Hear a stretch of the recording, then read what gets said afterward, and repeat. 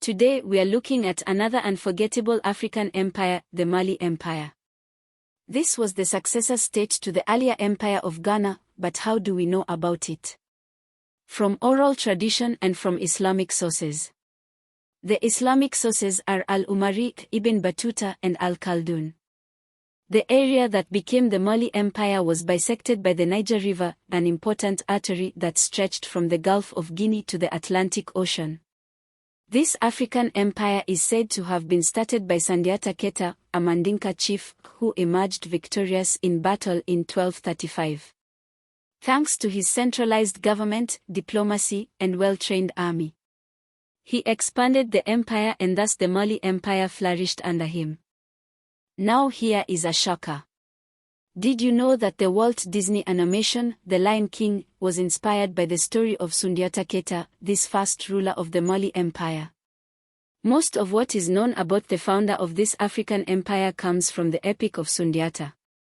This is a semi-historical poem rooted in generations of oral tradition. According to oral history, the rulers of the Ghana Empire killed Sundiata's whole family when he was just a boy. While he was spared because he was sickly and physically impaired, the young prince never forgot what was taken from him. He therefore swore to come up with his own empire and galvanized neighboring nations to unite under his leadership. It appears there is no consensus as to whether Sundiata was a Muslim or not. Some sources insist that he was. According to others, there is nothing in the original epos that supports this claim. This ruler is regarded as a great hunter and magician whose subjects predominantly adhered to traditional beliefs, as did Sundiata.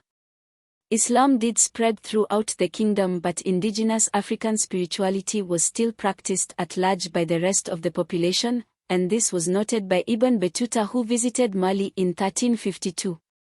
Let's now take a look at trade and agriculture. The Mali Empire was prosperous in farming. Crops planted included cotton, sesame, sorghum, millet, kola, and peanuts. Different grains were farmed too. Cotton was an important crop as it was used to weave cloth. According to the Monde people, weaving was thought to be a divine gift first taught to humans by spiders. Iron was also a vital part of this empire.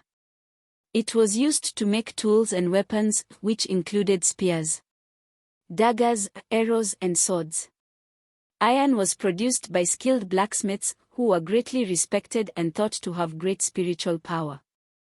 In Mali society, there were also doctors, spiritual guides, advisors, and interpreters. Like griots and weavers, these passed down their skills and knowledge from generation to generation. Now let's talk about what the empire is well known for: gold. The people of Mali controlled a vast amount of gold and salt. The gold and salt mines of Togaza were Mali's main source of wealth. Gold from the Mali Empire was used to make coins in the Muslim world, and because of trade, this meant that much of the world's currency depended on the Empire of Mali. Gold wasn't the only material used as currency though. Gold dust, salt, and cotton was also used. Salt was very important to the people of the Mali Empire as it was used to preserve food. Control of the Niger River helped Mali grow as an empire. Even though all gold nuggets were considered property of the king, gold dust could still be traded by ordinary people. You can see that the empire encouraged free trading. Goods from many other cities, both in and out of the empire, were brought by donkey or camel caravans. Horses and other livestock, textiles, books, tools, wood, metal and leather goods, silver and other precious metals, ivory, perfumes, rare birds, jewelry, as well as milk and honey, were among the many items traded. This was a vibrant kingdom of trade, and prosperous. Slavery was also a means through which Mali gained wealth. I have deduced that the Mali Empire was a prosperous society that succeeded without PhD economists planning the economy, without IMF or World Bank loans. Without a central bank, then without their kings having to attend summit after summit. Another well-known Mansa or ruler of Mali was Mansa Musa. Mansa Musa led a military effort to subdue areas of Niger, which effectively doubled the empire's territory and made it as large as Western Europe. He captured the important trade route city of Timbuktu in 1324. Later that year, he made the now famous pilgrimage to the holy city of Mecca.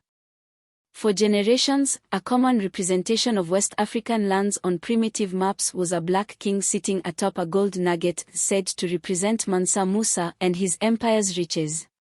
Ibn Khaldun, one of the Arab writers I had mentioned earlier, said this about Mansa Musa. He was an upright man and a great king. After Mansa Musa died in 1337, his son, Mansa Maga, took over but only for a mere 4 years. His uncle, Mansa Suleiman, succeeded him. Suleiman was intensely disliked but he was an effective ruler. He ruled for 24 years and his son took over but only for a short while. A tyrant, Mari Jata II, took over after that. After years of plundering the empire, he fell ill with sleeping sickness and died in 1373. I cannot finish this video without talking about the griots. The Malinki had a rich tradition of recounting legends and community histories orally using specialized storytellers known as griots. These stories were passed from generation to generation, were often accompanied by music. Till today, that continues. During the Mali Empire, there were even songs reserved for certain people who alone had the right to have them sung in their honor. This was especially so for warriors and hunters. Music was also an important part of religious festivals when masked dancers performed. Following Mansa Musa's death around 1337, the empire fell victim to declining influence around Africa. Other trade centers developed, hurting the commercial wealth that had once so freely surrounded Mali. Leadership wrangles set the kingdom on a path of civil wars. The surrounding Songhai Empire would rise and conquer most of the Mali kingdom by the late 15th century, leaving little remaining of the once proud Mali Empire. Such is life. Empires rise and fall. If you enjoyed this video, I request that you like and share it. It helps a lot. Till next time.